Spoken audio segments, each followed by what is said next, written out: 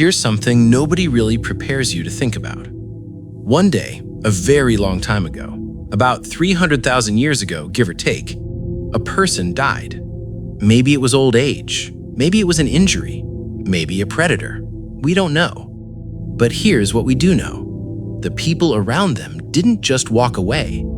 They did something. They made a choice. And that choice, that one quiet, ancient decision, might be the thing that separates us from every other creature that has ever lived on this planet.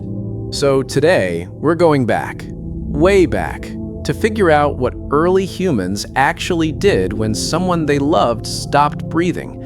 And the answer is stranger, more beautiful, and more heartbreaking than you might expect. For a long time, scientists assumed early humans just left their dead behind. It made sense on paper. You're surviving, you're moving, you can't carry the weight of the dead with you. But then, they started finding things in the ground. In a cave in Spain called Atapuerca, researchers discovered the bones of at least 28 individuals, all thrown together in a single deep pit. They were around 430,000 years old. These weren't people who died in that pit. Someone carried them there. Someone chose that place. In Iraq, a Neanderthal burial site called Shanidar Cave revealed something even more remarkable.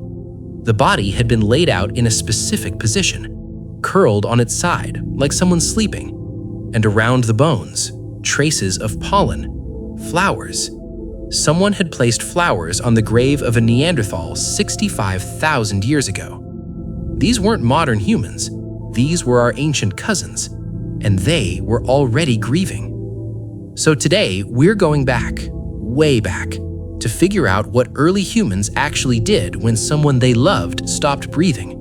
And the answer is stranger, more beautiful, and more heartbreaking than you might expect. But burial is just what they did with the body. What we really want to know is what they felt, what they believed was happening when a person died. And here's where it gets fascinating.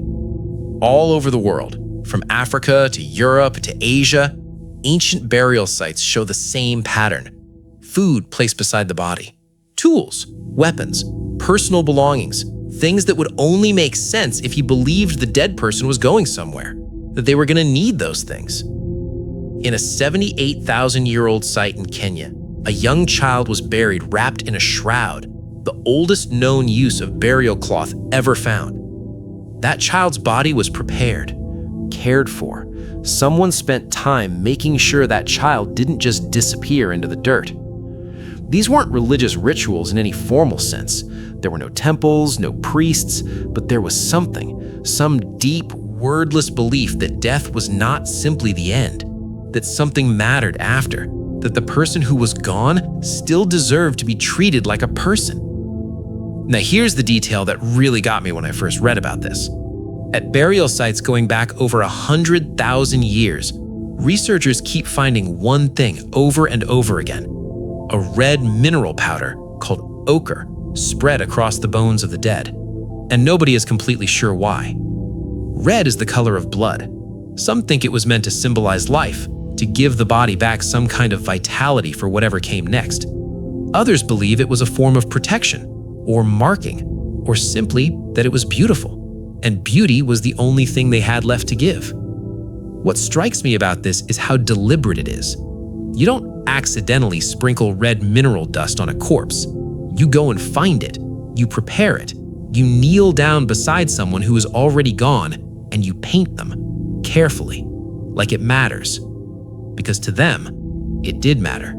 That's the part that takes your breath away. Here's what I keep coming back to.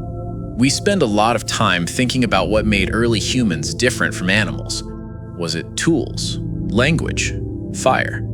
But maybe it was this. The moment a creature stops and says, "This person mattered. This body deserves something. This life deserves to be marked."